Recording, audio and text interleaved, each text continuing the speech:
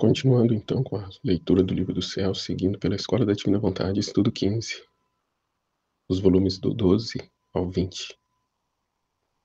O link da escola estará na descrição do vídeo ou no primeiro comentário. Em nome do Pai que me criou, do Filho que me resgatou, do Espírito Santo a que me santificou, divina vontade, reina na minha vontade, ó minha mãe, eu te amo, tu me amas, dá-me um gole da vontade divina, a minha alma. Abençoa-me, mãe, para que eu possa fazer todas as minhas ações diante de vossos olhos maternais. Eu não sou nada, Deus é tudo, Pai, eu te amo.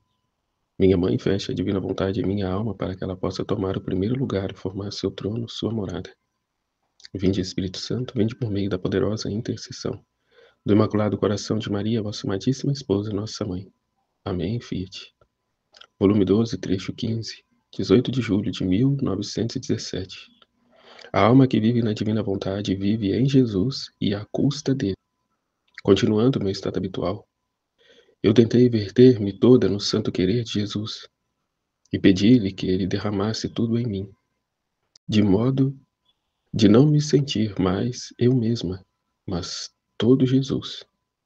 Então o bendito Jesus veio e me disse: minha filha, quando a alma vive de minha vontade e tudo o que faz, o faz em meu querer, eu a sinto por toda parte, sinto-a na mente, seus pensamentos correm nos meus, e como eu difundo a vida da inteligência nas criaturas, ela se difunde junto comigo nas mentes das criaturas, e quando vê que me ofendem, ela sente minha dor, sinto-a em meu coração, mas bem sinto um batimento em dois em meu coração. E conforme meu amor se derrama nas criaturas, ela se derrama junto comigo e ama comigo. E se não sou amado, ela me ama por todos para me corresponder no amor e me consola. Em meus desejos sinto o desejo da alma que vive em meu querer. Em minhas obras sinto as suas, em tudo. Assim pode dizer que vive de mim, às custas de mim. E eu, meu amor, tu fazes tudo por ti mesmo e não tens necessidade da criatura. Por que então amas tanto que a criatura viva em ti e do teu querer? E Jesus, claro que de nada tenho necessidade e faço tudo por mim mesmo, mas o amor para ter vida quer seu desabafo. Supõe um sol, que não tem necessidade de luz, porque tem suficiente para si e para os demais. Mas havendo outras pequenas luzes, apesar de que não tem necessidade, as quer em si como companhia, para desafogar-se e para engrandecer-se as pequenas luzes. Que injúria não fariam as pequenas luzes se o rejeitassem? Ah, minha filha, a vontade, quando está sozinha, é sempre estéril. O amor isolado definha e se apaga. E eu amo tanto a criatura que a quero unida com minha vontade para fazê-la fecunda, para dar-lhe vida de amor, e nisto eu encontro meu alívio. Porque só para desabafar no amor criei a criatura, não para outra coisa, e por isso é todo o meu empenho. Só para desabafar no amor criei a criatura, não para outra coisa, e por isso é todo o meu empenho. Volume 13, trecho 16, 6 de setembro de 1921. Conforme se conhece as verdades, assim se forma nova união com Jesus. Jesus quer fazer conhecer o que fazia sua vontade em sua humanidade, para fazer herdeiras as novas gerações de sua vontade, dos efeitos, do valor que ela contém. Estava eu toda no santo querer do meu doce Jesus, e dizia-lhe: meu amor, entro em teu querer e aqui encontro todos os pensamentos da tua mente e todos os das criaturas. E eu faço coroa com os meus pensamentos e com os de todos meus irmãos em torno dos teus. E depois os uno todos e faço de todos um só, para te dar a homenagem, a adoração, a glória, o amor, a reparação de sua própria inteligência. E enquanto dizia isto, o meu Jesus mexeu-se dentro de mim e levantando-se disse-me: filha inseparável de minha vontade. Como estou contente ao ouvir repetir o que fazia minha humanidade em minha vontade. E eu beijo teus pensamentos nos meus, tuas palavras nas minhas, teu batimento no meu. E enquanto dizia isto, cobria-me de beijos. Então lhe disse: minha vida, por que gozas tanto e fazes festa cada vez que manifestas outro efeito de tua vontade? E Jesus, tu deves saber que cada vez que te manifesto uma verdade a mais sobre a minha vontade, é uma união a mais que formo entre tu e eu, e com toda a família humana. É uma união maior, um vínculo mais estreito, é um maior participar na minha herança, e conforme as manifesto, formo a escritura da oferta de alimentos, e vendo os meus filhos mais ricos, e tomando parte na herança, sinto novos contentes e faço festa. Acontece-me a mim como a um pai que possui muitas posses, mas estas posses não são conhecidas pelos filhos, assim que não sabem que são filhos de um pai tão rico. Agora, vindo o pai e os filhos à idade mais velha, dia após dia lhes vai dizendo que possui tal e tal fazenda. Os filhos, ao ouvi-lo, festejam e estreitam-se com um maior vínculo de amor em torno do pai. Este, ao ver a festa dos filhos, faz também festa e prepara-lhes uma surpresa maior e diz-lhe: tal província é minha, depois tal reino. Os filhos ficam encantados, e não só fazem festa, mas se sentem afortunados de ser filhos de tal pai.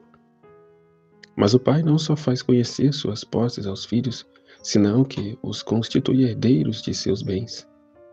Assim me sucede a mim. Até agora fiz conhecer o que fez minha humanidade, suas virtudes, suas penas, para constituir a família humana herdeira dos bens da minha humanidade. Mas agora quero ir mais além. Quero fazer-lhes conhecer o que fazia minha vontade e minha humanidade, para constituir herdeiras de minha vontade, dos efeitos, do valor que ela contém às novas gerações. Por isso, seja atenta em me escutar e não perca nada dos efeitos e do valor de minha vontade, para que possa ser fiel relator destes bens e primeiro vínculo de união com o meu querer e de comunicação para as demais criaturas. Volume 14, trecho 15, 21 de março de 1922. O duplo selo do Fiat em todas as coisas criadas. Continuando meu estado habitual, estava pensando no santo querer divino, e meu sempre adorável Jesus me tem estreitada entre seus braços. E suspirando forte, eu sentia seu alento, que me penetrava até no coração, e depois me disse: filha do meu querer, meu sopro onipotente te dá a vida de meu querer, porque a quem faz minha vontade, e meu querer lhe fornece seu fôlego, por vida, e conforme lhe dá o alento, lhe afasta tudo que não pertence a mim. E ela não respira outra coisa que o ar de minha vontade. E assim como o ar que se respira, se recebe e se tira, assim a alma é um contínuo receber a mim e um dar-se em cada respiro a mim.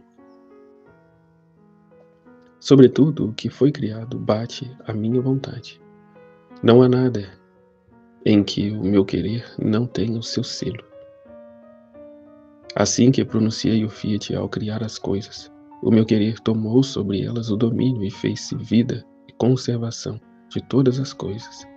Agora, este meu querer quer todas as coisas sejam encerradas nele, para receber a correspondência de seus mesmos atos nobres e divinos. Quer ver pairar sobre todos os atos humanos o ar, o vento, o perfume, a luz de seu querer, de maneira que, tremulando juntos, os atos seus com os da criatura se confundam e formem uma só coisa. Isto foi o único fim da criação, que as emanações dos quereres fossem contínuos. Quero, pretendo, espero, por isso tenho tanta pressa de que se conheça meu querer, seu valor e seus efeitos, para fazer que as almas que vivam em meu querer, com suas emanações contínuas, em minha vontade, conforme façam os seus atos, como o ar, os confundirão sobre tudo, multiplicar-se-ão em todos os atos humanos, investindo e cobrindo tudo, como atos de minha vontade, e então terei a finalidade da criação. Minha vontade repousará nelas e formará a nova geração, e todas as coisas criadas terão o duplo selo de meu querer, o fiat da criação e o eco de meu fiat das criaturas.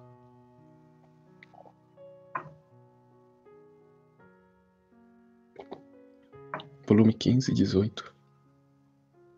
25 de abril de 1923. A vontade de Deus é o caminho real, que conduz à santidade da semelhança do Criador. Luísa continuando de onde ficou Adão. Deus a constituiu como cabeça de todos e portadora da felicidade e bens que haviam sido atribuídos a todos.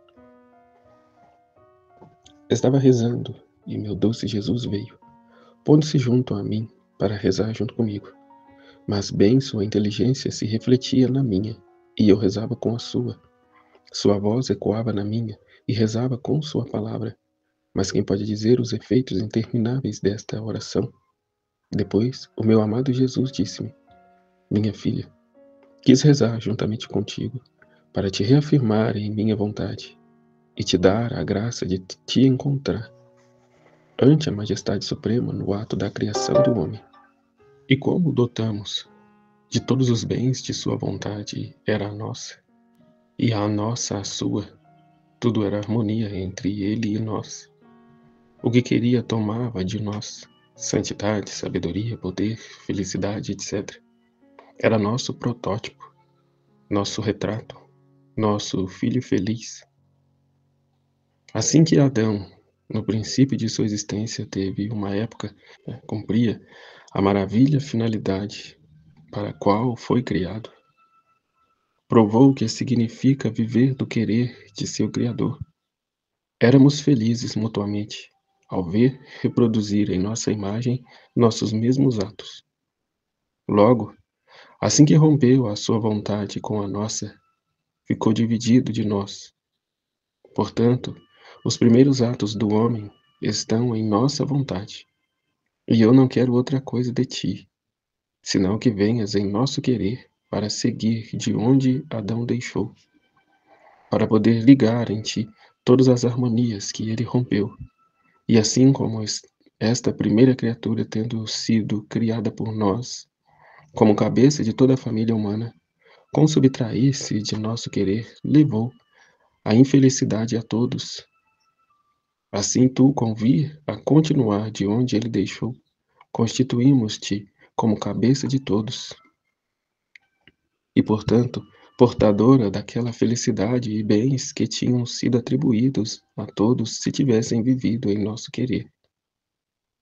E eu, meu Jesus, como pode ser possível isto, se convir tu mesmo sobre a terra a redimir e a sofrer tantas penas, não se adquiriu a felicidade que o primeiro homem perdeu para si e para todos?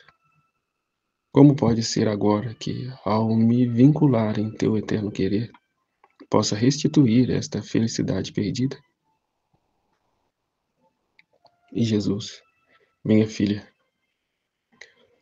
todos os tempos estão em minhas mãos. Dou a quem quero, e para isto me sirvo de quem quero. Muito bem poderia ter trazido a felicidade que contém minha vontade sobre a terra. Mas não encontrei nenhuma vontade humana que quisesse fazer vida perene na minha, para retomar os vínculos da criação e dar-me novamente todos os atos do primeiro homem, como se eu tivesse feito todos com o selo da vontade suprema. E por isso, pôr à disposição a todos a felicidade perdida. É verdade que estava a minha amada mãe, mas ela devia cooperar junto comigo à redenção. Além disso, o homem era escravo, aprisionado por suas mesmas culpas, doente, coberto de chagas, as mais asquerosas. E eu, como pai, amante, Vinha a desembolsar meu sangue para resgatá-lo. Vinha como médico a curá-lo, como professor a ensinar-lhe o caminho, o meio para não deixá-lo participar no inferno, né, para não deixá-lo precipitar no inferno. Pobre, enfermo, como poderia ter-se espaçado nos eternos voos de meu querer se não sabia caminhar? Se tivesse querido dar a felicidade que contém minha vontade, teria sido como dá-la aos mortos e fazê-la pisotear. O homem estava indisposto para receber tanto bem, e por isso quis ensinar a oração para dispô-los. E me conformei em esperar outras épocas, deixar passar séculos e séculos para fazer conhecer ou viver em meu querer, para dar o princípio a esta felicidade. E eu, meu amor, se com a tua redenção nem todos se salvam, como pode a tua vontade dar a todos esta felicidade? E Jesus, o homem será sempre livre. Não lhe tirarei jamais os direitos que lhe dei ao criá-lo. Só que na redenção vim abrir tantos caminhos, sendas, atalhos, para facilitar a salvação, a santidade do homem. Com a minha vontade venho abrir o caminho real e direto que conduz à santidade da semelhança de seu Criador, e que contém a verdadeira felicidade. Mas apesar de tudo isto, serão sempre livres de ficar, quem no caminho real, quem nos caminhos e quem fora de tudo. Mas estará no mundo o que agora não há, a felicidade do fiat voluntas tua, como no céu, assim na terra. O homem fez os primeiros atos em meu querer e depois se subtraiu. Por isso arruinou tudo. E como era a cabeça de todos, juntos se arruinaram os membros. Minha humanidade formou o plano de todos os atos humanos na vontade divina. Minha mãe me seguiu fielmente, assim que tudo está preparado. Agora não se necessita outra coisa, que outra criatura que, querendo viver perenemente neste querer, venha a tomar a posse do plano feito por mim e abra este caminho real a todos, o qual conduz à felicidade terrena e celeste. Volume 16, trecho 17, 28 de agosto de 1923. Não basta possuir, senão se requer cultivar e guardar o que se possui. Realmente. Sentia-me extremamente aflita pela privação de meu doce Jesus, porque eu chamava e rogava, não se dignava retornar à sua pequena exilada daqui abaixo. Ai, como é duro meu exílio! Meu pobre coração agonizava pela dor que sentia, porque aquele que forma sua vida estava distante de mim. Mas enquanto suspirava seu retorno, veio o confessor, e Jesus, precisamente então, depois de tanto esperar, se moveu em meu interior, estreitando-me forte o coração, se fazia ver e eu lhe disse: meu Jesus, não podias ter vindo antes? Agora devo obedecer. Se te parece bem, virás quando te receber no Santíssimo Sacramento. Então ficaremos sós outra vez e estreitemos, livres para ficarmos juntos. E estaremos livres para ficarmos juntos. E Jesus, com um aspecto digno e descuidado, disse-me: minha filha, quereis que destrua a ordem da minha sabedoria e que retire esse poder dado à minha igreja? E enquanto dizia, fazia-me participar suas penas. Depois disse-me: mas diz-me, meu amor, por que não vens? Fizeste-me esperar tanto, quase até me fazer perder a esperança de seu retorno, e meu pobre coração, pela dor, se debate entre a vida e a morte. E Jesus, todo bondade, minha filha, tendo posto em ti a propriedade de meu querer, quero que não só seja possuída por ti, mas que o saibas conservar bem, cultivar, ampliar, de maneira de multiplicá-lo. Assim que as penas, as mortificações, a vigília, a paciência e até minha mesma privação servem para ampliar e guardar os confins de minha vontade em tua alma. Não basta possuir, mas saber possuir, De que serve ao homem possuir uma propriedade se não se toma o cuidado de semeá-la, cultivá-la, guardá-la, para depois recolher os frutos de sua fadiga? Se você não trabalhar seu terreno, mesmo que você o possui, você pode dizer que você não terá com o que tirar a fome. Assim que não é possuir o que faz rico e feliz ao homem, senão o saber cultivar bem o que possui. Assim são minhas graças, meus dons, especialmente minha vontade, que como rainha tenho posto em ti. Quero o alimento de ti, quer o trabalho de tuas penas, de tuas ações, quer em cada coisa sua vontade, toda submetida à sua, lhe dê as honras e o cortejo que como a rainha convém. E ela, em cada coisa que faça ou sofra, terá disposto o alimento com que nutrir tua alma. E assim, tu por um lado a minha vontade pela outra, alongareis os confins da minha suprema vontade em ti. Volume 17, trecho 5, 22 de setembro de 1924. Raiva diabólica porque se escreve sobre a divina vontade. Viver no divino querer leva consigo a perda de qualquer direito de vontade própria. Continuo. Enquanto eu escrevia o que estava dito acima, via o meu doce Jesus que apoiava a boca na parte do meu coração e com o seu alento infundia-me as palavras que estava a escrever, e ao mesmo tempo ouvia um horrível escândalo ao longe.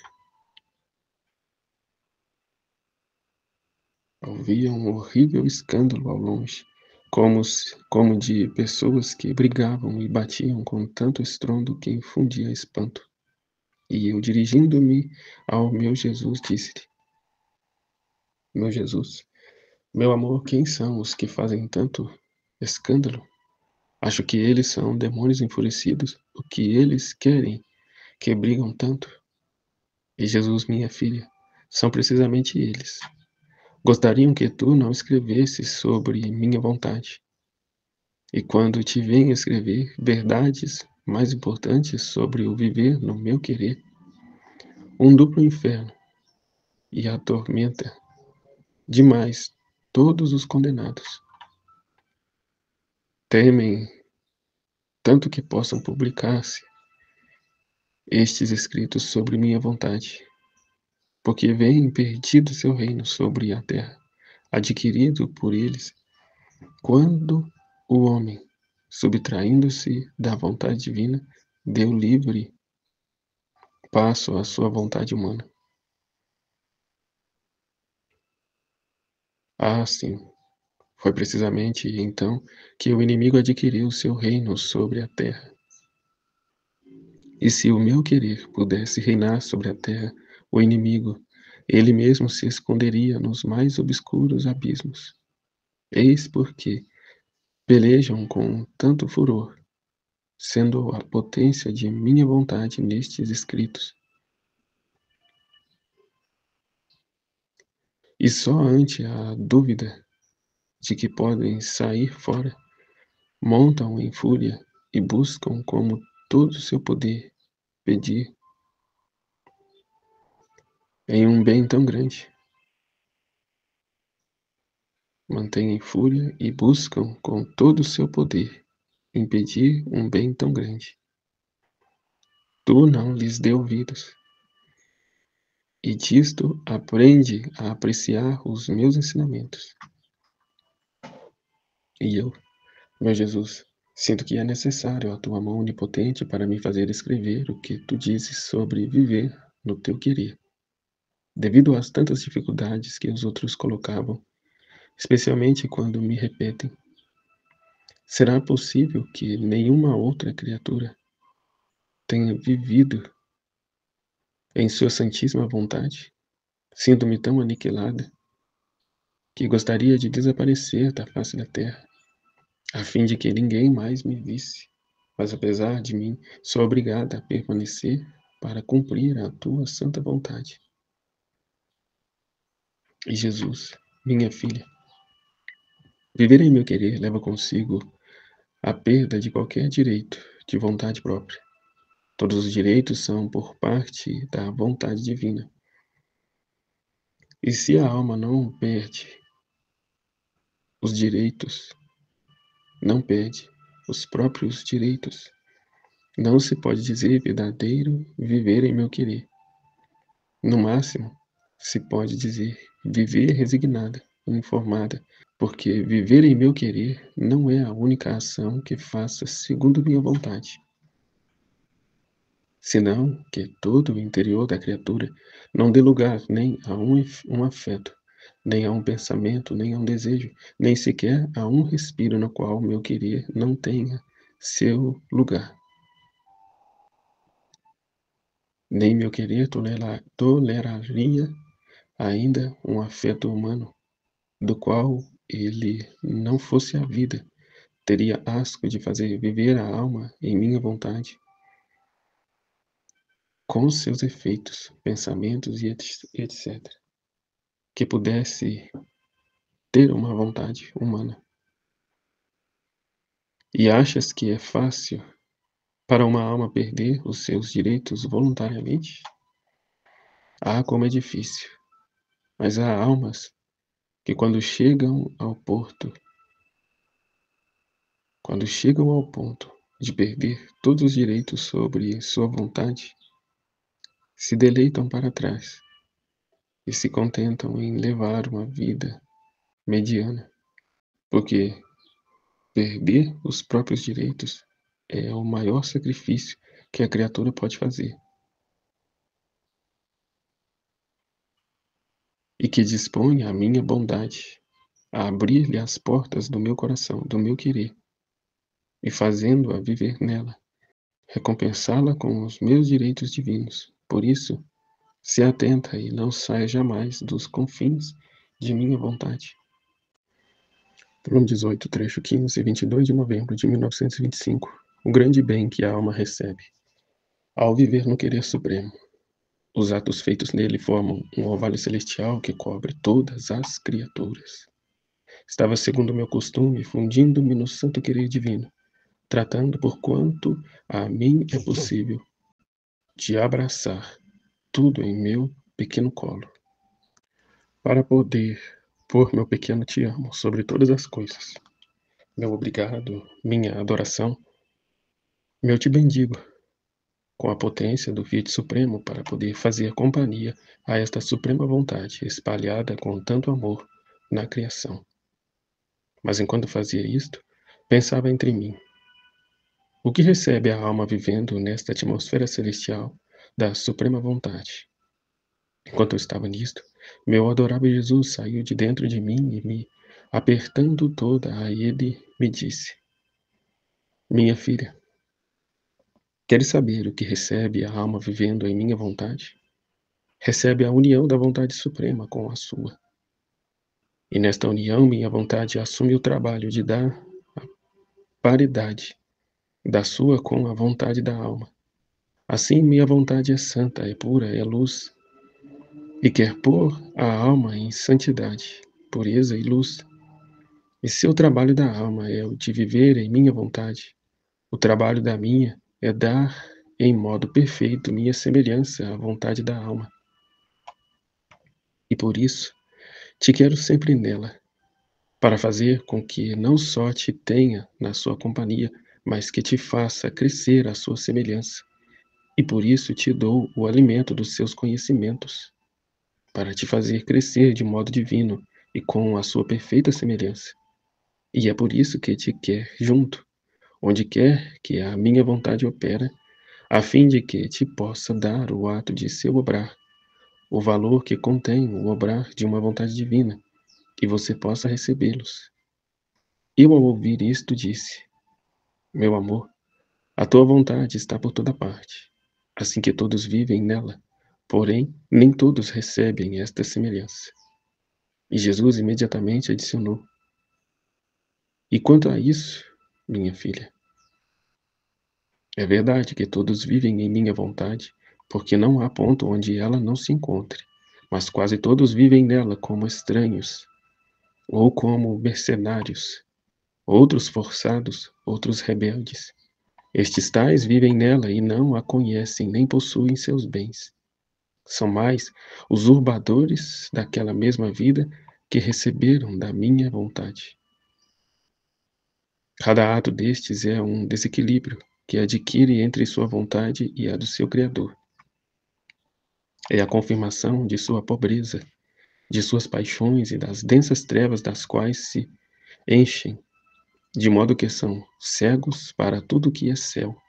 Para chegar à paridade de minha vontade, não se pode viver como estranhos, senão como donos. Deve olhar todas as coisas como suas coisas, ter todo cuidado com elas. Por isso é necessário conhecê-las para amá-las e possuí-las. Porquanto bela e boa seja uma coisa, se não é totalmente sua, não se ama, não se estima, não se põe todo o cuidado que merece.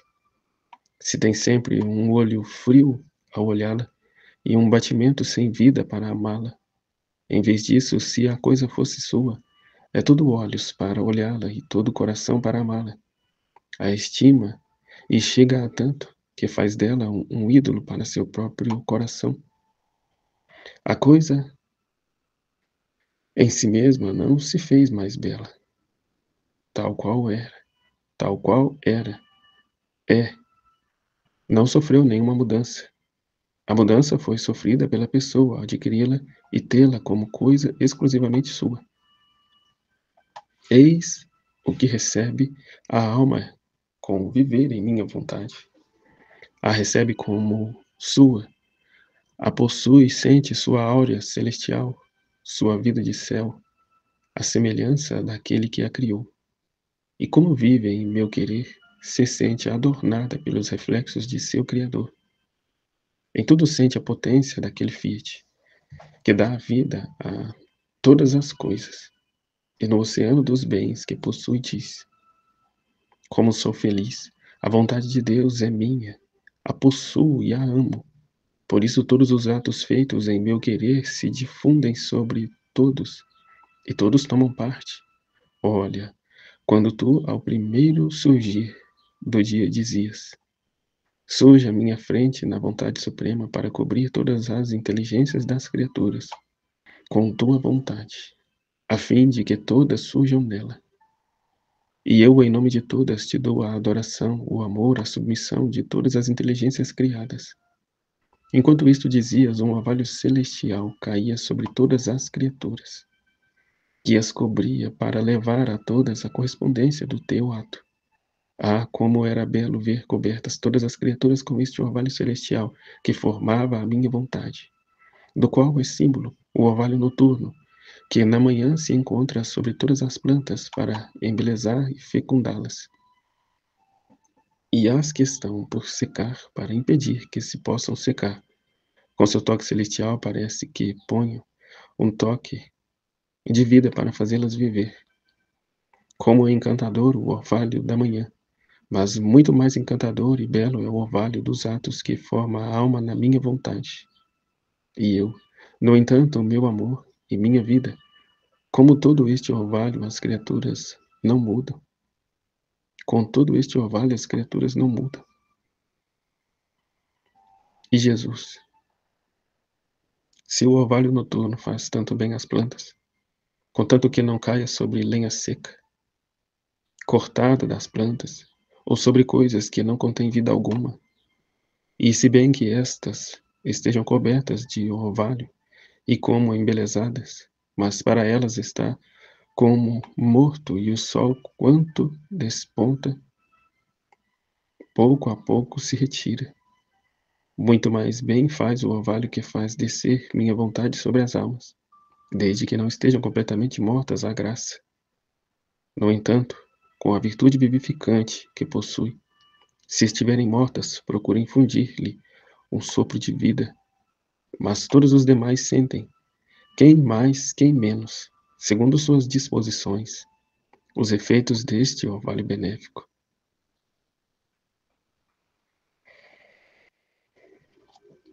Volume 19, trecho 15, 28 de abril de 1926. A criação e a Mãe Celestial são os exemplares mais perfeitos do viver no divino querer. A Virgem superou a todos no sofrer. Estava pensando entre mim. Meu doce Jesus, quando fala de seu querer, une quase sempre a soberana Rainha do céu, ou bem a criação. Parece que se deleita tanto de falar de uma ou da outra, que vai buscando ocasiões, pretextos, reencontros para manifestar o que faz sua santíssima vontade, tanto na Mãe Celestial como na criação. Agora, enquanto pensava nisso, o meu amável Jesus moveu-se dentro de mim, e toda ternura me apertou a si e me disse: minha filha, se faço isso, tenho fortes razões para fazê-lo. Você deve saber que minha vontade somente na criação e em minha Mãe Celestial sempre foi íntegra e teve livre seu campo de ação. Agora, devendo chamar-te a viver em meu querer como uma delas, devia propor-te como exemplo, como uma imagem na qual tu deves imitar.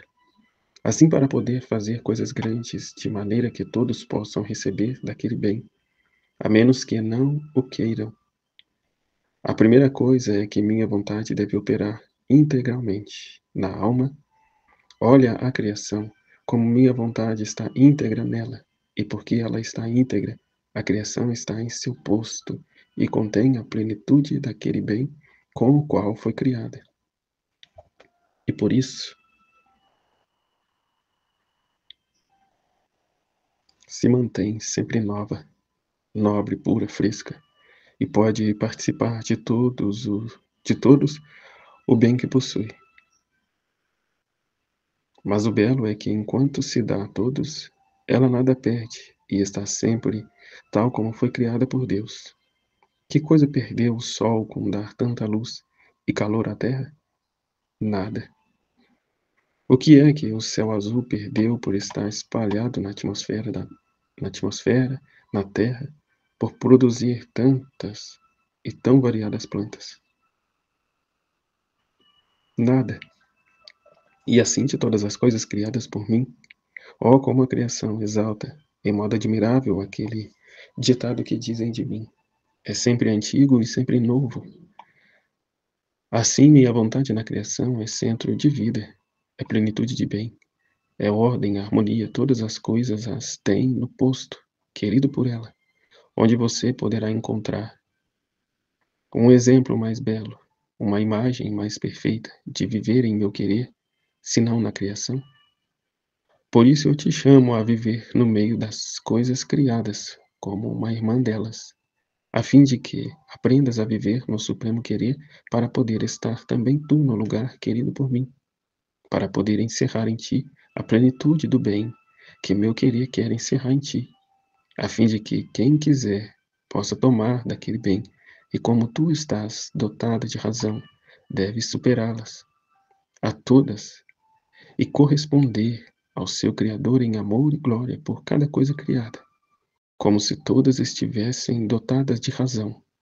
Assim que serás a provedora de toda a criação, e ela te servirá de espelho, onde te olhar para poder copiar ou viver em meu querer, a fim de que não te separes de seu posto. Te servirá de guia e te fará de mestra, dando-te as lições mais altas e perfeitas sobre viver em meu querer. Mas a que supera a todos é minha Mãe Celestial. Ela é o novo céu, é o sol mais fulgurante, é a lua mais brilhante, é a terra mais florida. Tudo, tudo encerra em si. E se cada coisa criada encerra a plenitude de seu bem recebido por Deus, minha Mãe encerra todos os bens juntos, porque dotada de razão e vivendo minha vontade íntegra nela, a plenitude da graça, da luz, da santidade, crescia a cada instante. Cada ato que fazia eram sóis, estrelas, que meu querer formava nela. Então, ele ultrapassou toda a criação, né? Ela ultrapassou toda a criação, e minha vontade íntegra e permanente nela fez a maior coisa e obteve o suspirado Redentor. Por isso, minha mãe é rainha em meio à criação, porque ultrapassou tudo e minha vontade encontrou nela o alimento de sua razão, que íntegra e permanentemente a fazia viver nela. Havia sumo acordo, davam a mão mutuamente. Não havia fibra de seu coração, palavra, pensamento, sobre a qual minha vontade não possuía a sua vida. E o que um querer divino não pode fazer? Tudo. Não há potência que lhe falte, nem coisa que não possa fazer. Por isso se pode dizer que tudo fez. E tudo que os demais não puderam fazer, nem poderão fazer, todos juntos o fez ela sozinha. Portanto, não te admires se te aponta a criação e a soberana rainha, porque devo indicar-te os exemplos mais perfeitos, onde minha vontade tem vida perene e onde jamais encontrou obstáculo a seu campo de ação divina para poder operar coisas dignas de si. Por isso, minha filha, se queres que meu Fiat Supremo reine, como no céu, que é a maior coisa que nos resta fazer para as humanas gerações, faz com que meu querer tenha o posto de soberano e que viva íntegro e permanente em ti. De todo o resto não tenhas nenhum pensamento, nem de tua incapacidade, nem das circunstâncias, nem das coisas novas que podem surgir em torno de ti, porque reinando em ti meu querer, servirão como matéria e alimento para que meu Fiat tenha seu cumprimento. Depois eu estava pensando entre mim, é verdade que minha rainha-mãe fez o maior dos sacrifícios, que nenhum outro fez, isto é, não queres saber de modo algum sua vontade, mas só a de Deus. E nisto abraçou todas as dores, todas as penas, até o heroísmo do sacrifício de sacrificar a seu próprio filho para cumprir o querer divino, para cumprir o querer supremo. Mas uma vez que fez este sacrifício, tudo o que sofreu depois foi o efeito de seu primeiro ato. Não teve que lutar como nós, nas diversas circunstâncias, nos encontros imprevistos, nas perdas inesperadas. É sempre luta, até sangrar o próprio coração, por temor de ceder à nossa combatente vontade humana. Com quanta atenção se necessita estar para que o querer supremo tenha sempre seu posto de honra e a supremacia sobre tudo. E muitas vezes é mais dura a luta que a mesma pena. Mas enquanto isto eu pensava, meu amável Jesus se moveu dentro de mim, dizendo: Minha filha, tu te equivocas.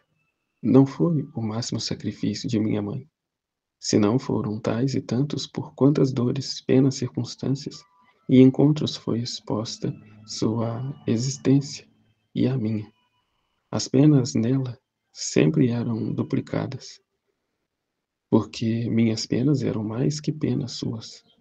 E além disso, minha sabedoria não mudou nunca direção com minha mamãe. Em cada pena que devia tocá-lo, eu perguntava-lhe sempre se queria aceitá-las, para ouvir-me repetir por ela aquele Fiat em cada pena, em cada circunstância e até em cada respiro. Aquele Fiat me soava tão doce, tão suave e harmonioso, que eu queria ouvir repetir a cada instante de sua vida. E por isso lhe perguntava sempre: Mamãe, quer fazer isto? Queres sofrer esta dor? E a ela, meu Fiat lhe levava os mares de bens que contém e lhe fazia entender a imensidão da pena que aceitava, e este estender com luz divina o que passo a passo devia sofrer, dava-lhe tal martírio que supera infinitamente a luta que sofrem as criaturas, porque faltando nela o germe da culpa, faltava o germe da luta, e a minha vontade devia encontrar outro meio para fazer que não fosse menor do que as outras criaturas no sofrimento, porque sendo justo, deve adquirir o direito de rainha das dores, devia superar todas as criaturas juntas nas penas. Quantas vezes não sentia você mesmo que, enquanto não sentia nenhuma luta, meu querer fazendo-te entender as penas a que te sujeitava, você ficava petrificada pela força da dor, e enquanto ficava destroçada na pena, você era a pequena cordeirinha em meus braços, pronta a aceitar outras penas às quais meu querer te queria submetida. Ah, não sofrias tu mais que com a mesma luta? A luta é sinal de paixões veementes, enquanto que minha vontade se leva à dor, ao mesmo tempo dá a intrepidez, e com o conhecimento da intensidade da pena, lhe dá tal mérito que só uma vontade divina pode dar. Por isso, como faço contigo, que em cada coisa que quero de ti, primeiro te pergunto se queres, se aceitas. Assim fazia com a minha mãe, a fim de que o sacrifício seja sempre novo e me dê a ocasião de conversar com a criatura, de entreter-me com ela, e que o meu querer tenha o seu campo de ação divino na vontade humana. Agora, enquanto estava escrevendo o que está escrito acima, não pude seguir adiante porque minha mente ficou alienada por um canto belo e harmonioso, acompanhado por um som jamais ouvido. Este cântico punha a todos em atenção e harmonizava com toda a criação e com a pátria celeste. Tudo isto escrevo por obedecer. Enquanto ouvia o canto, meu Jesus me disse: minha filha, escuta, como é belo este som e canto. É um cântico novo formado pelos anjos, como homenagem, glória e honra à união da vontade divina com a sua vontade humana. É tanta a alegria de todo o céu e da criação toda, que não podendo contê-la, soa e canta. Dito isso, encontrei-me em mim mesma. Volume 20, trecho 16. 26 de outubro de 1926. Em todos os atos que Jesus fez, sua finalidade era o reino do Fiat divino. Adão se sente dando de novo a honra perdida por ele. Continuava unindo-me junto com os atos que Jesus fez na redenção, e meu sempre amável Jesus me disse: minha filha, olha como todos os atos que fiz ao redimir ao homem, ainda meus mesmos milagres que fiz em minha vida pública, não eram outra coisa que chamar o reino do Fiat Supremo no meio das criaturas. No ato de fazê-los, pedi a meu Pai Celestial que o fizesse conhecer e o restabelecesse no meio das gerações humanas. Se eu olhava para os cegos, o meu primeiro ato era pôr em fuga as trevas da vontade humana, causa primária da cegueira da alma e do corpo, e que a luz da minha iluminasse as almas de tantos cegos, a fim de que obtivessem a vista para olhar minha vontade, para amá-la, a fim de que também seus corpos estivessem livres de perder a vista. Se desse o ouvido aos surdos, primeiro pedi ao meu Pai que adquirissem o ouvido para escutar as vozes, os conhecimentos, os prodígios de meu querer divino, a fim de que entrassem em seus corações como caminho para dominá-los, a fim de que não mais surdos existissem no mundo, nem na alma, nem no corpo.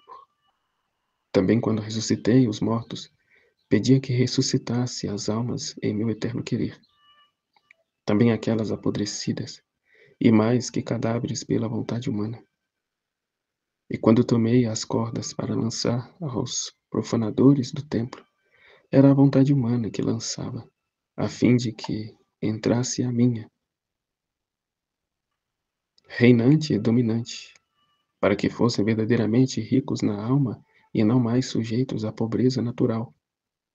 E até quando eu entrei triunfante em Jerusalém, no meio da multidão, rodeado de honra e de glória, era o triunfo de minha vontade que estabelecia no meio dos povos.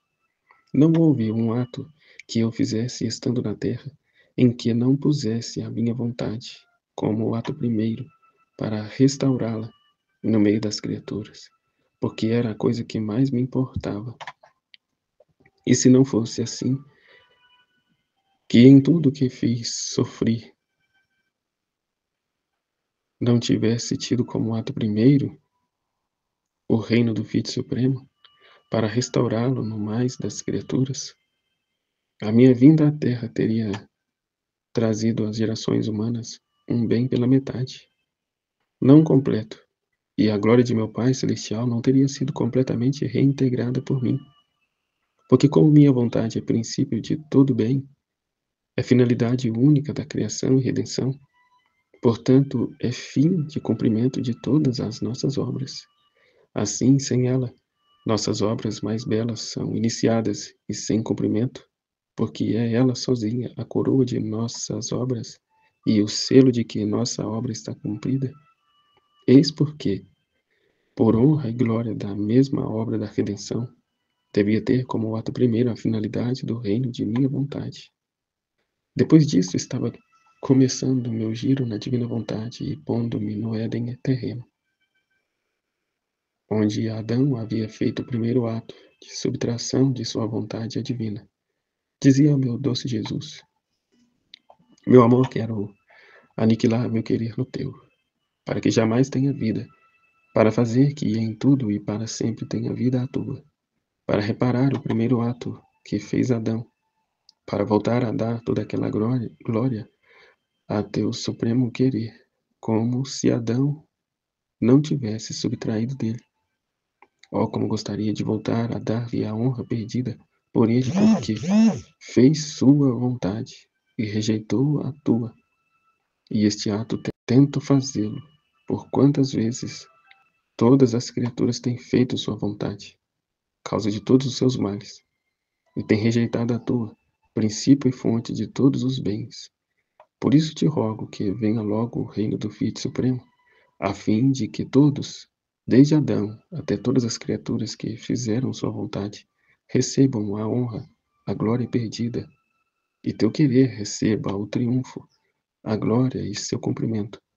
Agora, enquanto dizia isto, o meu sumo bem, Jesus, comoveu-se todo e abrandado, e fazendo-me presente ao meu primeiro pai Adão, fez com que ele me dissesse com um ênfase de amor todo especial: filha bendita, finalmente meu Senhor, Deus, depois de tantos séculos, fez sair à luz do dia aquela que devia pensar em voltar, a dar-me a honra e a glória que perdi ao fazer infelizmente minha vontade.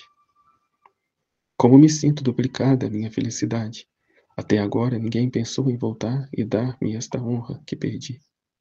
Por isso agradeço vivamente a Deus que te fez sair à luz, e agradeço a ti, como filha, a mim muito amada, que tenhas tomado o empenho de voltar a dar a Deus a glória como se jamais sua vontade tivesse sido ofendida por mim. E a mim a grande honra de que o reino do Filho Supremo seja restabelecido no meio das gerações humanas. É justo que te ceda o lugar que a mim me tocava, como primeira criatura que saiu das mãos do nosso Criador.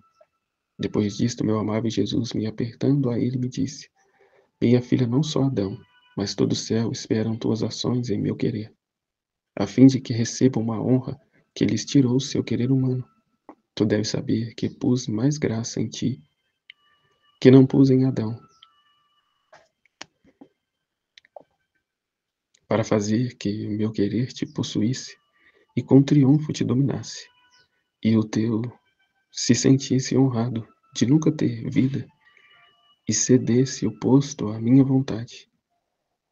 Nele não pus a minha humanidade como ajuda e força sua e como cortejo de minha vontade, porque não a tinha. Então, em ti a pus, para te fornecer todas as ajudas que se precisa para fazer com que a tua esteja em seu posto e a minha possa reinar, e junto contigo seguir teus giros no meu eterno querer, para estabelecer seu reino. Eu, ao ouvir isto, como surpreendido, disse: Meu Jesus, o que dizes?